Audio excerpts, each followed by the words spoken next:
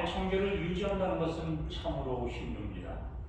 모든 기도, 모든 명상의 목적은 욕심을 어떻게 멈출까 하는 것에 달려 있습니다. 아멘. 창고에 가득 쌓아둘 수 있는 양식이 아니라 일용할 양식을 구하라는 것은 그만 멈추라는 뜻입니다. 예수께서는 자신을 텅 비우시고 세상에 오셔서 청결한 마음 그리고 빈 마음으로 살아가라고 하시는데, 그를 믿는다는 우리 크리스천들은 꽉꽉 채우기에 여념이 없는 것이 아닙니까? 사도 바울은 청결한 모습을 회복하는 일은 성령의 역사로 가능하다고 얘기합니다. 바울은 갈라디아서 5장에서 성령은 사람으로 하여금 사랑과 기쁨을 향하게 하는 힘이라고 규정합니다. 다시 말해서 성령은 순수한 삶을 살게 하는 능력이라는 것입니다. 요즘 사태가 너무 달라진 것 같습니다. 성령의 은사는 소비 문화체계 속에서 욕심의 은사로 둔갑되고 있고, 욕심을 키우려는 일에 가장 앞서서 인도해 준 것이 성령으로 오게 됐습니다. 어쩌면 성경의 가르침과 그렇게 정반대인지 신기할 정도입니다. 그러나 성령의 능력을 인간의 욕심 따위나 채워주시는 힘으로 제한한다는 것은 거룩하신 성령에 대한 근본적인 모독이라고 저는 확신합니다. 사람들이 주여 주여 할 때 손을 내밉니다. 그러나 주여는 주십시오의 준말이 아닙니다. 크리스천이 주여 할 때 그 외침은 그 욕심의 불꽃이 꺼지게 해달라는 안타까운 탄성이 되어야 할 것입니다. 아멘. 마음이 청결한 자는 복이 있나니 그들이 하나님을 볼 것이며, 그렇다면 마음이 청결한 사람은 어떻게 하나님을 본다는 것입니까? 요한복음 1장에서는 본래 하나님을 본 사람이 없다고 기록되어 있습니다. 하나님을 본다는 것은 신자들이 가질 수 있는 최고의 특권이 아닐 수 없습니다. 그런데 그 하나님을 어디서 어떻게 본다는 것입니까? 왜 애통하는 자나 온유한 자나 의에 줄이고 목마른 자는 하나님을 보는 특권 대신 다른 보상을 받습니까? 왜 긍휼히 여기는 자나 화평케 하는 자나 의를 위하여 핍박을 받는 자는 하나님을 보는 특권을 얻지 못합니까? 왜 오직 마음이 청결한 사람만이 하나님을 볼 수 있습니까? 그 이유는 마음이 청결한 상태야말로 신적인 상태를 가장 명료하게 대변해주고 있기 때문입니다. 청결한 마음은 하나님의 마음을 반영합니다. 여기서 하나님을 어디서 어떻게 볼 것인가에 대한 단서가 주어집니다. 하나님을 특별한 방법으로 따로 볼 수 있는 것이 아니라 마음이 청결해질 때 그것이 곧 하나님의 마음이라는 것입니다. 인간은 하나님을 볼 수 없습니다. 그런데도 볼 수 있다고 한 것은 청결심이면 그것이 곧 시청이라는 뜻입니다. 주님을 보려면 마음이 맑아야 합니다. 맑은 마음은 주님과 우리를 이어주는 컨택 포인트라고 할 수 있습니다. 곧 청결한 마음은 하나님의 얼굴을 반영할 뿐 아니라 그것이 곧 하나님의 얼굴이라는 것입니다. 이것이 기독교 진리의 핵심 중 하나입니다. 마음이라는 거울에 욕심이라는 먼지가 끼면 삶은 전쟁이 됩니다.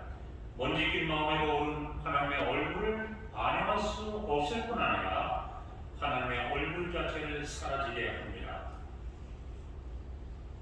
호레이스 언더우드는 레위기 11장의 말씀, 곧 내가 거룩하니 너희도 거룩하라 하는 말씀을 소개하면서 기도는 우리를 깨끗하고 거룩하게 인도하는 통로라고 명료하게 말씀하신 적이 있습니다. 우리가 드리는 기도의 요체도 더 많이 달라는 욕심이 아니라 오히려 그런 욕심이 가라앉게 해달라는 간절한 영혼으로 구성되어야 할 것입니다. 인간의 욕심을 부추기라고 그 욕심을 이용해서 인간의 마음을 이전보다 더 더럽혀주고 마음의 먼지가 두께로 쌓이게 하는 일부 변질된 기독교 성전을 단호하게 거부해야 합니다. 그런 욕심으로 가득 채워진 마음속에는 하나님이 조금도 들어설 자리가 없기 때문입니다. 밑도 끝도 없이 예수를 믿으면 물질적으로 큰 축복을 받는다는 저급한 영상들이 유튜브를 도배하고 있는 실정입니다. 신자들이 맑은 마음을 갖도록 격려하는 글은 적어지고 신자들의 마음을 욕심으로 물들게 하는 비성서적인 내용은 늘어가고 있습니다. 신자들의 마음속 깊은 곳에 숨겨져 있는 신성한 모습을 발견하지 못하도록 가로막는 교회, 신자들의 마음이 하나님의 거룩한 얼굴을 비춰낼까봐 겁을 내고 있는 교회는 정상적인 교회가 아닙니다. 한국의 대표적인 교회 중 하나인 영락교회의 초대 담임 목사님이셨던 고 황경진 목사님께서는 돌아가실 때 휠체어, 지팡이, 겨울 털모자 3가지만 남기셨다고 합니다. 은행 통장 하나도 없으셨다고 합니다. 그분의 유고집 책 제목이 무엇인 줄 아십니까? 목사님들 예수 잘 믿으세요. 오죽하면 이런 충격적인 제목의 책을 내셨겠습니까? 욕심을 부추기는 설교를 일삼는 목사들에게 주는 준엄한 경고라고 할 수 있습니다. 기도는 내 욕심을 채우기 위한 것이 아닙니다.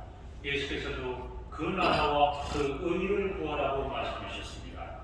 더 나아가서 예수께서는 너희는 이렇게 기도하라 하고 오늘날 주기도문으로 알려진 그런 기도를 알려주셨습니다. 주기도문은 인간과 하나님과의 관계, 그리고 인간끼리의 관계가 어떠해야 함을 잘 보여줍니다. 하나님을 경외하고 신뢰하며 동시에 다른 이웃을 용서하고 사랑하라는 것이 그 기도의 골자입니다.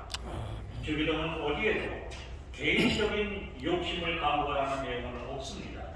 이웃과 공동체를 위해서 간구해야 합니다. 아멘. 나를 위해서 기도할 때는 눈이 보다 맑아지게 해달라고 해야 합니다.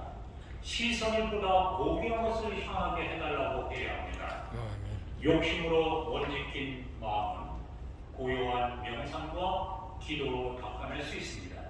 그러나 한 번에 닦아지지 않습니다. 부단한 노력이 필요합니다. 신자들은 그 마음속 깊은 곳에 누구나 신성을 간직하고 있습니다. 욕심을 줄이고 마음을 달래하며 신성을 비추어내는 삶이야말로 크리스천의 본래적인 삶의 모습일 것입니다.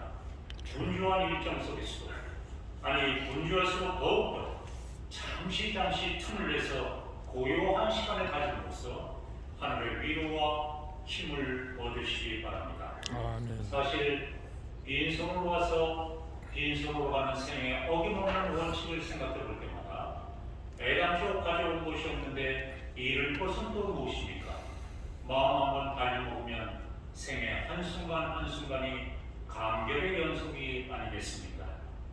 바라기는 우리의 고된 일과 중에서도 이따금씩 멈추고 우리의 마음속 깊은 곳에 깃든 신성을 일깨우시기 바랍니다. 아멘. 그리고 이렇게 살아있다는 사실을 하나만으로도 하나님께 감사를 드리며 사시는 연세가족 여러분이 다 되시기를 바랍니다.